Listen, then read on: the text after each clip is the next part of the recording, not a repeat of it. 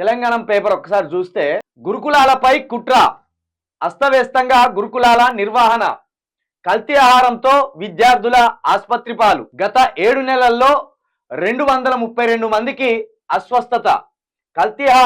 కల్తీ ఆహారం కారణంగా ఒక విద్యార్థి మృతి. గురుకుల హాస్టళ్లలో విద్యార్థినుల ఆత్మహత్యలు ఇప్పటికీ ముందుకు కదలని దర్యాప్తు. బాలెంల గురుకుల ప్రిన్సిపాల్ గదిలో బీర్ బాటిళ్లు. నడి రాత్రి కలెక్టరేట్కు వందల మంది విద్యార్థులు.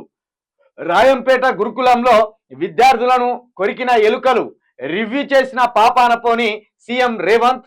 గురుకులాలను పట్టించుకొని సంక్షేమ శాఖల మంత్రులు. ఆ దేవుడా ఎక్కడి నుండి ఎక్కడికి దిగజారిపోయినాయి మన సంక్షేమ గురుకులాలు. కాంగీయుల పాలనలో ఈ మాటలన్నది ఎవరో కాదు, సాంఘిక సంక్షేమ గురుకులాలను హిమాలయాలంతా ఎత్తుకు తీసుకువెళ్లిన ఆర్ఎస్ ప్రవీణ్ కుమార్. ఒకనాడు తన ఆధ్వర్యంలో అత్యద్భుతమైన పనితీరును కనబరిచిన గురుకులాలు నేడు నిర్లక్ష్యానికి కేర్ ఆఫ్ అడ్రస్ గా మారడం పట్ల తీవ్ర ఆవేదనకు గురై ఈ వ్యాఖ్యలు చేశారు. ఎక్కడ చూసినా ఫుడ్ పాయిజన్ తో ఆసుపత్రుల పాలైన విద్యార్థులు, అంకిత భావంతో ఆత్మహత్యలు, విద్యా బుద్ధులు నేర్పవలసిన వాళ్లే బీరు బాటిళ్లతో దర్శనం ఇవ్వడం ప్రస్తుతం గురుకులాల పనితీరుకు ప్రతీకగా నిలుస్తున్నాయి. అసలు పాలన వ్యవస్థ ఉందా అన్న అనుమానాలు కలిగిస్తున్నాయి. సంక్షేమ శాఖల మంత్రులు పట్టించుకోరు. విద్యాశాఖ మంత్రిగా ఉన్న ముఖ్యమంత్రి పట్టించుకోడు. అసలు ఆ శాఖలు ఉన్నాయా లేవా అన్న సందేహాలు కలుగుతున్నాయి. ఇక దీని గురించి ఏం చెప్పుకోవాలి, మనం ఎట్లా మాట్లాడుకోవాలి దీని పట్ల? 7 నెలల క్రితం గత బీఆర్ఎస్ ప్రభుత్వంలో కూడా కొన్ని హాస్టళ్లలో సమస్యలు ఉత్పన్నమైనాయి. ఏంటిది? కాలం గడిచిన ఉప్పు పప్పులు పెట్టడం వల్ల విద్యార్థులు ఆ సమయంలో కూడా కేసీఆర్ పాలనలో కూడా ఆసుపత్రుల పాలై చనిపోయిన్లు, ఇట్లా అనారోగ్యాల పాలై ఆసుపత్రిలో పడ్డారు. అప్పుడు ఇప్పుడున్న ముఖ్యమంత్రి గారు, అప్పుడు ప్రతిపక్ష నేతగా ఉన్నారు, ఆయనే ఏ హాస్టల్ పడితే ఆ హాస్టల్ ఉరికి ఇంత కల్తీ ఆహారం పెడతావా కేసీఆర్? నీ కూతురికి ఇట్లనే పెడతావా? నీ మనుమనికి ఇట్లనే పెడతావా? నీ మనుమన్ని ఒక 5 రోజులు ఈ ప్రభుత్వ గురుకులాల్లో ఉంచితే తెలుస్తుంది వీటి దయనీయమైన స్థితి అని ఇప్పుడున్న ముఖ్యమంత్రి గారు అప్పుడు ప్రగల్భాలు పలికిండు. ఓ కన్నీరు గాల్చిండు.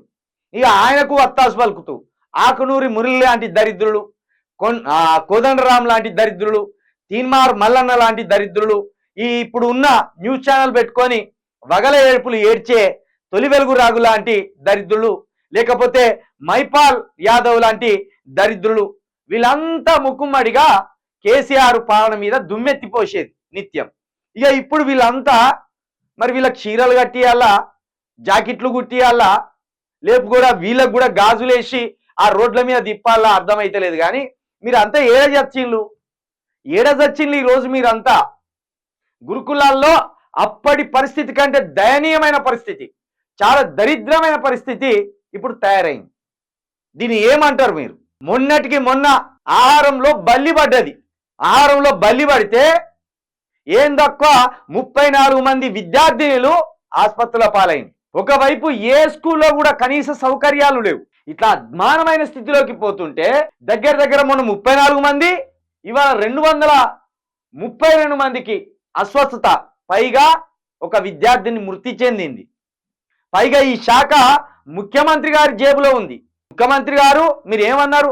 అన్ని పార్టీలు మీ జేబుల్లోనే ఉండాలన్నారు కదా, అలాగే అన్ని పదవులు కూడా మీ జేబుల్లోనే పెట్టుకున్నారు కదా. మరి ఈ జేబులలో మీ పదవులు పెట్టుకొని ఏం చేస్తున్నారు మీరు? ఇదా మీ పాలన? ఇంత అస్తవ్యస్తమా? విద్యార్థినులు చనిపోతుంటే నీకు రాజకీయం కావాలా? నిరుద్యోగులు రోడ్డెక్కితే నీకు రాజకీయం కావాలా? వాళ్ళను వీళ్ళని తిట్టుకుంటూ పొద్దు గడుపుతావా నువ్వు? గత ప్రభుత్వాన్ని తిట్టుకుంటూ, గత ముఖ్యమంత్రి గారిని తిట్టుకుంటూ, గత మంత్రులను తిట్టుకుంటూ ఇదే 7 నెలల పొద్దు గడిపినావు నువ్వు. నీ పాలన ఏ మాత్రం ముందట పడలే. అసలు నీకు పాలనే చేతనైతే లేదు. పరిపాలన విభాగాన్ని నువ్వు అర్థం చేసుకోలేకపోయినావు 7 నెలలుగా. ఇంకా రాజకీయమే చేస్తున్నావు. ఇప్పటికైనా పరిపాలన మీద దృష్టి పెట్టు. ఒక విద్యార్థిని ఆత్మహత్య పాలై, ఒక విద్యార్థిని చనిపోయింది కల్తీ ఆహారం కారణంగా. ఒక నిండు ప్రాణం, తెలంగాణకు ఉపయోగపడవలసిన బిడ్డ మృతి చెందింది. దేనికా ఇంకా నువ్వు ఆ కుర్చీలో కూర్చొని కులుకుడు? నీకు ఏమాత్రం సిగ్గనిపించిన, నాకు పాలించలేదని నీ మనసుకు అనిపిస్తే వెంటనే రాజీనామా చేయను.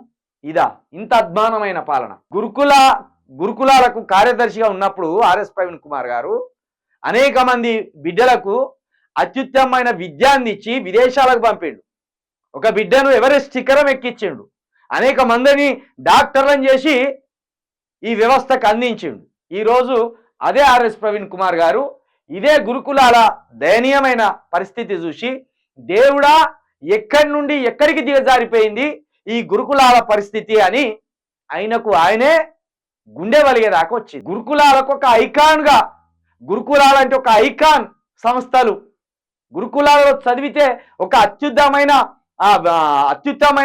జాబులు చేయవచ్చు, అత్యున్నతంగా ఎదగవచ్చు అని ఒక ఆత్మవిశ్వాసంతో గురుకులాల వైపు చూసిన ఈ పేద విద్యార్థులు ఈరోజు గురుకులాలకు వెళ్తే ఇట్లా చనిపోయే దుస్థితి దాకా వస్తుంది, ఇట్లా అనారోగ్యం బారిన పడి మరణించవలసిన దుస్థితి వస్తుంది అని భయపడే స్థితి దాకా వచ్చింది.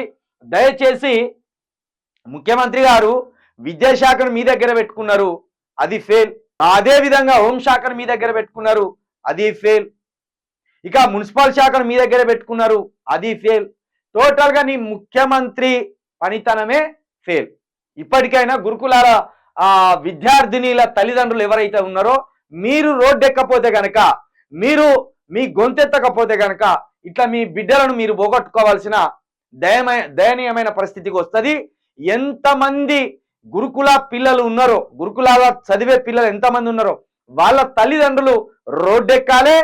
మీరు వచ్చి ముఖ్యమంత్రి గారు ఎక్కడున్నారో, మరి వాళ్ళ బిడ్డ ఎంత ఆరోగ్యంగా ఉన్నదో, వాళ్ళ మనమడు ఎంత ఆరోగ్యంగా ఉన్నారో, మీ పిల్లలకు అంత ఆరోగ్యకరమైన అంత క్వాలిటీతో కూడిన ఫుడ్ పెట్టకపోతే ఆయన నిలదీయండి, ఆయన గల్లా బట్టి రోడ్డు మీద గుంజండి. నువ్వు ముఖ్యమంత్రిగా ఉంటావా దిగిపోతావా అని ఈ పిల్లల తల్లిదండ్రులు గనక గొంతెత్తకపోతే మీ పిల్లలను మీరే పోగొట్టుకున్న వాళ్ళు అవుతారు. మరొకసారి చెప్తున్నా, మీ పిల్లలను కని మీ పిల్లలు చదువుకొని బాగుపడాలనే ఆశతో ఈ గురుకులాలకు మీ పిల్లలను పంపిండ్రు. ఒకవేళ ఇట్లా జరుగుతా అంటే కూడా మీరు చోద్యం చూసినట్టు చూస్తే, ఈరోజు ఒక అమ్మాయి చనిపోయింది, కల్తీ ఫుడ్ వల్ల చనిపోయింది. ఆ పిల్ల చనిపోతే చనిపోయింది, మా పిల్ల చనిపోలేదు కదా అని మీరు ఆలోచనతో ఉంటే ఇంకో రోజు మీ పిల్లకి ఇదే పరిస్థితి పడుతుంది, మీ బిడ్డకి ఇదే పరిస్థితి పడుతుంది. కాబట్టి ఈ పరిస్థితి చేయి దాటి పోకముందే తల్లిదండ్రులందరూ రోడ్డెక్కి విద్యాశాఖ మంత్రిగా ఉన్న ఇదే రేవంత్ రెడ్డి గారిని గల్లబట్టి బయటికి గుంజి, ఎందుకు ఇంకా ఇట్లనే ఉన్నాయి, గతంలో కేసీఆర్ కాలంలో ఎగిరినావు కదా, కేసీఆర్ కాలంలో కేసీఆర్ దుమ్మెత్తిపోసినావు కదా, అప్పుడు కేసీఆర్ని నిలదీసినావు కదా, మరి ఇప్పుడు నీ పనితనం ఏమైంది అని ఆయనను మీరు నిలదీయకపోతే మన బిడ్డలను మనమే ఇట్లా చేతులారా చావగొట్టుకున్న వాళ్ళం అవుతాం అనేది మరొకసారి మీరు గుర్తుపెట్టుకోవాలి ఈ తెలంగాణ ప్రజలు.